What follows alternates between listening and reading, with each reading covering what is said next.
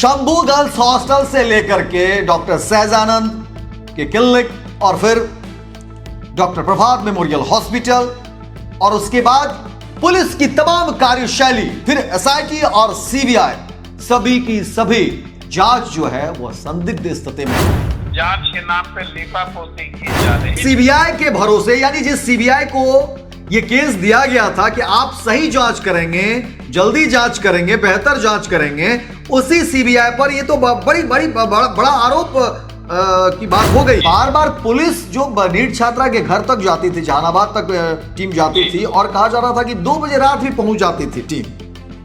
वो कौन सा बयान लेना चाहती थी टीम? बिहार पुलिस की एसआईटी ने जानबूझकर विक्टिम का कोई भी बयान मजिस्ट्रेट के सामने आज तक नहीं दर्ज कराया। बेटी को क्या वाकई न्याय मिलेगा या नहीं मिलेगा? बड़े नेक्सस की बात हो रही है। मनीष रंजन बिहार का एस्टीन बताया जा रहा है। जब भी कोई रेप की घटना होती है तो विक्टिम का जल्द से जल्द बयान, शब्द जो इस्तेमाल किया इमीडिएट, न्यायिक मजिस्ट्रेट के समक्ष धारा 164 सीआरपीसी के अंतर्गत दर्ज करवाया जाए। अब क्या होगा? वकील साहब, सीधा सवाल है, सीबीआई की मंशा क्या है वकील साहब? यह एक क्रिमिनल कंटेम्प्ट है और हम लोग बिहार पुलिस के खिलाफ, सीबीआई के खिलाफ सुप्रीम कोर्ट के क्रिमिनल कंटेम्प्ट का भी आवेदन देंगे। जो बातें हो रही है, जो सामने चीजें आ रही है, मैं उसके पीछे की सच जानना चाहता हूँ कि विक्टिम का बयान दर्ज कराया जाए 164 सीआरपीसी के अंतर्गत। वही विक्टिम नहीं जिसके साथ ये अपराध हुआ, उसके माता पिता भी विक्टिम की परिभाषा में आते हैं। सीबीआई के खिलाफ, पुलिस के खिलाफ क्रिमिनल कंटेम्प्ट का जो है ये करेंगे। नमस्कार, मैं हूं अमित सिंह और आप देख रहे हैं स्वराज पोस्ट। देखिए, नीट छात्रा मामले में बड़ा खुलासा हुआ है और बड़ा अपडेट हम आपको देने जा रहे हैं। देखिए, नीट छात्रा मामले में जो पीड़िता के पक्ष से जो वकील हैं एसके पांडे ने जो एविडेंस कोर्ट में रखे हैं, उसके बाद खलबली मच गई है और एसके पांडे ने सीबीआई से जो बातें कही थी, कहा जा रहा है कि सीबीआई फेल हो रही है, सीबीआई के पास कोई जवाब ही नहीं है। और इसी को लेकर के बड़ा अपडेट हम आपको देने जा रहे हैं और सीधे एसके पांडे से हम बात करेंगे कि आखिर वो कौन सी बात है, वो कौन सा राज है या वो कौन सा एविडेंस है जिसके बाद नीट छात्रा मामले में खलबली है और हॉस्टल, हॉस्पिटल और पुलिस, एसआईटी, सीबीआई, इन तमाम जगहों पर हरकंप मचा हुआ है। और दूसरी तरफ आपको बता दें कि पॉक्सो भी लगा दिए गए हैं। यह बड़ी जीत नीट छात्रा मामले में, लेकिन दूसरी जीत फिर आ गई है नीट छात्रा मामले में। और कहा जा रहा है कि, और ऐसे भी कहा जाता है कि अपराधी कितना भी शातिर क्यों नहीं, कोई ना कोई सुराग जरूर छोड़ता है। और वही बात हम जानना चाहते हैं कि एसके पांडे ने आखिर वो कौन से सबूत इकट्ठा कर लिए हैं, क्योंकि कहा जा रहा है कि एसके पांडे ने सीबीआई को आवेदन दिया था और कहा था कि आखिर 164 सीआरपीसी के तहत जो है 6 मार्च को ही आवेदन दिया गया था कि भाई जो मजिस्ट्रेट साहब है, जो उसमें कहा जा रहा है कि विक्टिम का बयान उनके सामने दर्ज होने चाहिए थे 164 सीआरपीसी के तहत। और उसके बाद से ही कोई जवाब नहीं है सीबीआई के पास। सीधे हम फोन लगाते हैं, क्या कुछ हुआ है। एसके पांडे ने जो बातें कही, जो आवेदन दिया, सीबीआई के पास वाकई जवाब है या नहीं है, वो हम भी जानने की कोशिश करते हैं। और देखिए, फोन लग चुका है। वकील साहब नमस्कार। जी नमस्ते जी। जो बातें हो रही है, जो सामने चीजें आ रही है, मैं उसके पीछे की सच जानना चाहता हूं, क्योंकि कहा जा रहा है कि आपने जो आवेदन दिया था सीबीआई को, जी, कहा गया कि भाई मजिस्ट्रेट के सामने विक्टिम का बयान जो है जारी होना चाहिए 164 सीआरपीसी के तहत जी।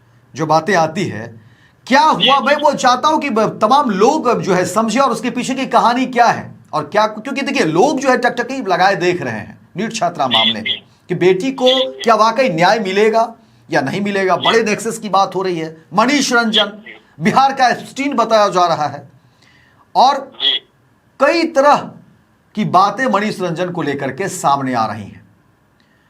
कई सफेद पोस्ट को लेकर के भी बातें आ रही हैं।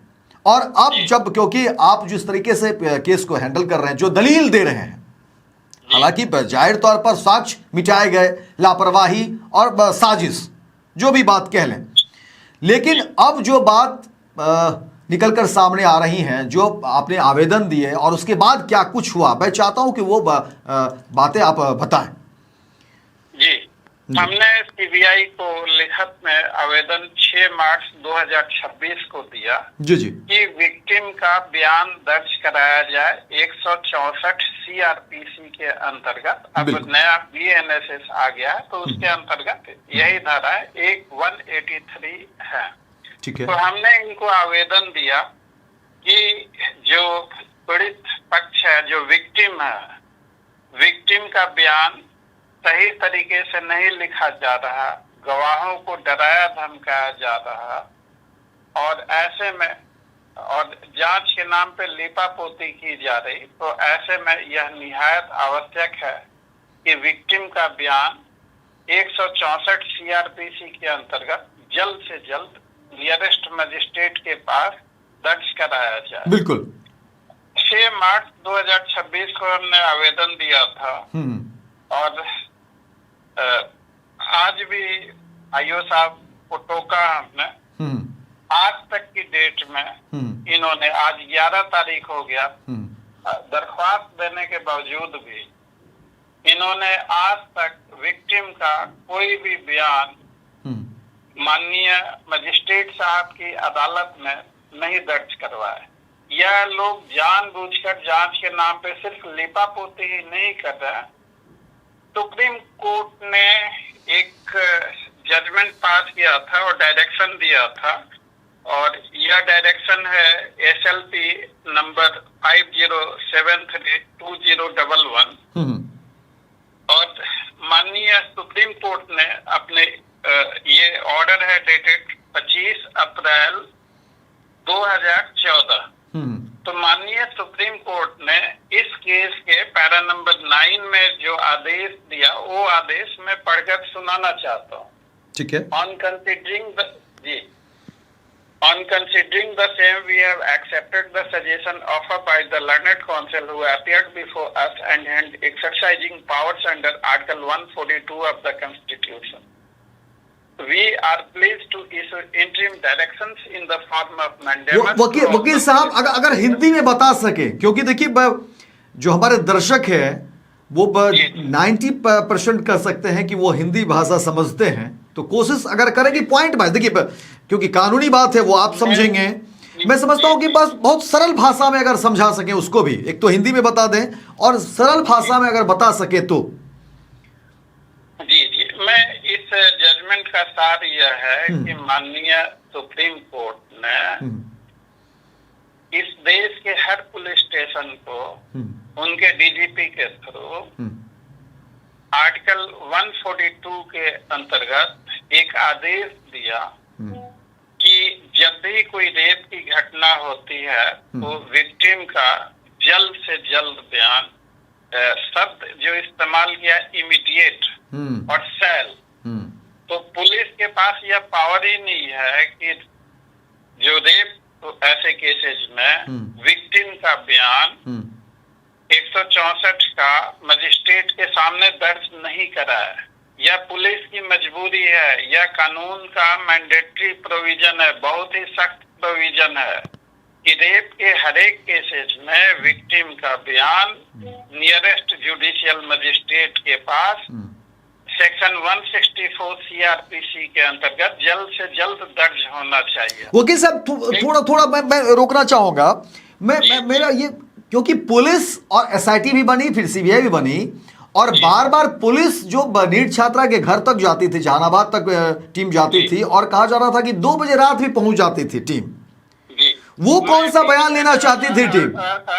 मैं बीच में, देखिए एक मुद्दे की हम लोग बात कर रहे हैं। आपका सवाल अच्छा है, लेकिन मुद्दा कुछ और है। मुद्दा यह है कि जब सेक्सुअल ऑफेंस हुआ, जब पॉक्सो का ऑफेंस हुआ, जब पॉक्सो एक्ट की धाराएं बिहार पुलिस एसआईटी के द्वारा लगाई गई, तो उनकी जानकारी में आ गया कि यह सेक्सुअल ऑफेंस है। अगर विक्टिम जो माइनर है तो यह पॉक्सो में चला जाएगा। विक्टिम की परिभाषा जो दी गई है, विक्टिम की परिभाषा में सिर्फ वही विक्टिम नहीं जिसके साथ ये अपराध हुआ, उसके माता पिता भी विक्टिम की परिभाषा में आते हैं। तो माननीय सुप्रीम कोर्ट ने यह आदेश दिया कि रेप की घटनाएं बहुत बढ़ रही हैं, इनको रोकने के लिए विक्टिम का जल्द से जल्द एक बयान दर्ज कराया जाए नियरेस्ट जुडिशियल मजिस्ट्रेट के पास, धारा 164 सीआरपीसी के तहत। तो सवाल यह पैदा होता है कि बिहार एसआईटी, बिहार पुलिस, हर किसी को पता था कि रेप ऐसी घटनाएं हुई है, बाद में बच्ची की मौत भी हो जाती है। तो बिहार पुलिस की एसआईटी ने जानबूझकर विक्टिम का कोई भी बयान मजिस्ट्रेट के सामने आज तक नहीं दर्ज कराया। यानी आप कह रहे हैं कि विक्टिम का बयान, यानी नीट छात्रा के माता पिता परिजन का बयान जो है वो मजिस्ट्रेट के सामने लाया ही नहीं गया। मजिस्ट्रेट के सामने दर्ज करवाने का जानबूझकर कोई प्रयास नहीं किया गया। मैं एक बार फिर से रिपीट कर दूं, नीट छात्रा के माता पिता भी विक्टिम हैं कानूनी परिभाषा के मुताबिक। बिल्कुल। तो उनके माता पिता का बयान जानबूझकर न्यायिक मजिस्ट्रेट के समक्ष धारा 164 के अंतर्गत आज तक नहीं दर्ज करवाया गया। आज तक दर्ज नहीं करवाया गया। आज तक नहीं करवाया गया। दूसरा, जो सीबीआई को हमने इस संदर्भ में एक लिखित आवेदन 6 मार्च 2026 को दिया था कि विक्टिम के माता पिता जो हैं वो भी विक्टिम की कानूनी परिभाषा में आते हैं। पुलिस जानबूझकर तथ्यों के साथ और साक्ष्यों के साथ छेड़छाड़ कर रही है, जानबूझकर इस मामले को रफा दफा करने में लगी हुई है। मैं इन्वेस्टिगेशन पे भी नहीं जाऊंगा, अभी सीधा सा सवाल है कि हमने एक आवेदन दिया कि विक्टिम का बयान न्यायिक मजिस्ट्रेट के समक्ष धारा 164 सीआरपीसी के अंतर्गत दर्ज करवाया जाए। अब यह धारा 164 सीआरपीसी नए वाले में बीएनएसएस 183 हो गया है। तो उस पे सुप्रीम कोर्ट ने यह आदेश दिया देश के हर थाना को और राज्य के सारे डीजीपी को कि आप हर हालत में रेप जैसे ऑफेंसेज को रोकने के लिए विक्टिम का बयान दर्ज करवाएंगे। पैरा नंबर 9 में 6 तारीख को आवेदन दिया, आज 11 तारीख हो गया। ये सीबीआई भी जानबूझकर बयान नहीं दर्ज करवा रही है। अब क्या होगा? वकील साहब, सीधा सवाल है। अब हम लोग माननीय सुप्रीम कोर्ट के आदेश का यह कंटेम्प्ट है, यह सिर्फ कंटेम्प्ट ही नहीं है, यह क्रिमिनल कंटेम्प्ट है। क्रिमिनल कंटेम्प्ट है, बड़ी बात कह रहे हैं वकील साहब। यह जानबूझकर किया गया है और this is nothing less than a criminal contempt, मतलब यह आपराधिक कंटेम्प्ट है। यानी जिस सीबीआई के भरोसे, यानी जिस सीबीआई को ये केस दिया गया था कि आप सही जांच करेंगे, जल्दी जांच करेंगे, बेहतर जांच करेंगे, उसी सीबीआई पर ये तो बड़ा आरोप की बात हो गई वकील साहब। यह आरोप नहीं है, यह तथ्यों की बात है। बिल्कुल, बात तो वही हो गई ना। मैंने दरखास्त दिया है, मैंने खुद जाके दरखास्त दिया, खुद रिसीव कराया है, आईओ साहब के हाथ में दिया है, उन्होंने अपने हस्ताक्षर किए हैं। ये तो जिस तरीके से जिस पारदर्शिता की बात कर रहे हैं आप, इससे तो पूरी तरह क्लीन है ना, ये तो चीजें पूरी तरह से क्लीन हो गई। आखिर सीबीआई की मंशा क्या है वकील साहब? सीबीआई की मंशा तो सीधे सीधे दर्शाती है ना। एक तरफ सीबीआई मनीष रंजन को कह रही है कि मनीष रंजन की जरूरत नहीं है, आप उसकी जमानत कर दीजिए। दूसरी तरफ अगर आप सीबीआई को आपने कहा कि जो पीड़ित परिवार है, यानी जो नीट छात्रा के माता पिता है, उनको मजिस्ट्रेट के समक्ष, मजिस्ट्रेट साहब के समक्ष जो है उनका बयान दर्ज कराएं, जिसके लिए आपने आवेदन भी दिया 6 मार्च को, वो अब तक नहीं हुआ। इसके क्या मायने और मतलब हो सकते हैं? यह एक क्रिमिनल कंटेम्प्ट है और हम लोग बिहार पुलिस के खिलाफ, सीबीआई के खिलाफ सुप्रीम कोर्ट के क्रिमिनल कंटेम्प्ट का भी आवेदन देंगे। सीबीआई के खिलाफ, पुलिस के खिलाफ क्रिमिनल कंटेम्प्ट का जो है ये करेंगे? जी, criminal contempt of supreme court. हम लोग सारे कानूनी पहलुओं पे विचार कर रहे हैं और जरूर करेंगे, हर हालत में करेंगे। इंसाफ की आवाज हमेशा बुलंद करते रहेंगे। बहुत बहुत धन्यवाद वकील साहब। तो देखिए, एसके पांडे थे, लगातार नीट छात्रा मामले में ये पीड़िता के पक्ष से अपनी बात रख रहे हैं, दलील रख रहे हैं।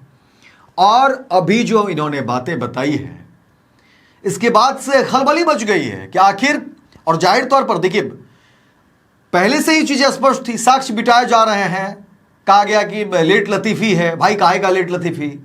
शंभू गर्ल्स हॉस्टल से लेकर के डॉक्टर सहजानंद के क्लिनिक और फिर डॉक्टर प्रभात मेमोरियल हॉस्पिटल और उसके बाद पुलिस की तमाम कार्यशैली, फिर एसआईटी और सीबीआई, सभी की सभी जांच जो है वो संदिग्ध स्थिति में है। सभी पर गंभीर आरोप परिवार के लोग लगा रहे हैं। और यही पुलिस है, यही एसआईटी है और यही सीबीआई की टीम है जो रात में भी पीड़िता के घर पहुंच जाते थे बयान दर्ज करने। हैरानी होती है। और जब पीड़िता के वकील ने ही कहा कि भाई 164 सीआरपीसी के तहत आप जो है मजिस्ट्रेट साहब के सामने पीड़िता परिवार का बयान दर्ज करिए, तो वो अभी नहीं हो रहा है। यानी दूध का दूध और पानी का पानी हो गया। और कहा जा रहा, देखिए पीड़ित पक्ष के वकील ने, एसके पांडे ने कह दिया कि अब इन सब लोगों को भी कोर्ट में ले जाएंगे। यानी पुलिस के वो अधिकारी भी सावधान हो जाएं, एसआईटी के अधिकारी भी सावधान हो जाए और सीबीआई में भी जो अधिकारी हैं वो भी सावधान हो जाएं। इन्होंने तो कह दिया कि छुट्टी नहीं मिलने वाली है। अगर कोई इस पूरे केस में जिनकी भी लेट लतीफी है या जो भी साजिश में शामिल हैं, ऐसे लोग बचेंगे नहीं। और पॉक्सो तो हो ही गया। जिस पॉक्सो को कोई मानने को तैयार ही नहीं था, लड़की की उम्र ही बढ़ा दी जा रही थी। हालांकि वो घर वालों ने, परिवार वालों ने लगातार सामना किया और जो एविडेंस उसको सामने रखा कि नहीं, हमारी बेटी जो है वो 17 वर्ष 4 महीने की तो हुई है। और फिर पॉक्सो भी लगे, एक पहली जीत कह सकते हैं। और अब देखिए एसके पांडे ने जो चीजें पकड़ ली है और एसके पांडे ने कहा कि देखिए भरोसा बनाकर रखिए, हम एक एक एविडेंस रखेंगे कोर्ट के सामने और कोर्ट हमारी बात को सुन रही है, कोर्ट समझ रही है। और आने वाले समय में जीत नीट छात्रा की होगी, उसके परिजनों को न्याय मिलेगा, नीट छात्रा को न्याय मिलेगा। ये कोशिश में लगे हुए हैं इसके पांडे। और नीट छात्रा में देखिए एक बार फिर से खलबली मच गई जब तमाम चीजें सामने आ रही हैं। तो आप इस पूरे खबर को लेकर के क्या कुछ चाहते हैं, अपनी राय, अपना टिप्पणी जरूर करिए। और हमने पहले भी कहा था कि नीट छात्रा मामले में जो भी एविडेंस आएंगे, जो भी अपडेट होगा, हम वो अपडेट आप तक जरूर साझा करेंगे। ज़्यादा से ज़्यादा शेयर करिए, अपनी राय, अपना टिप्पणी जरूर करिए, क्योंकि बात सिर्फ एक लड़की की नहीं हो रही है, ये हर उस लड़की की हो रही है जो सपने देखती है, जो कुछ आगे बढ़ना चाहती है, जो कुछ करना चाहती है। उन तमाम लड़कियों के लिए, महिलाओं के लिए ये लड़ाई है। और इस लड़ाई में हम हमेशा साथ रहेंगे, चाहे हुक्मरान कोई भी हो, सियासतदान कोई भी हो और कितने पैसे वाले, कितने रसूख वाले हों। क्योंकि देखिए इस पूरे मामले में मुझे भी फ़ोन आ रहे हैं, लेकिन मैंने पहले भी कहा कि सिक्कों के खनक पर हम बिकने वाले लोग नहीं हैं। हम आम आदमी की आवाज़ है। आप लोगों ने जो भरोसा किया है वो भरोसा बना कर रखिए। एक एक सच हम दिखाते रहेंगे।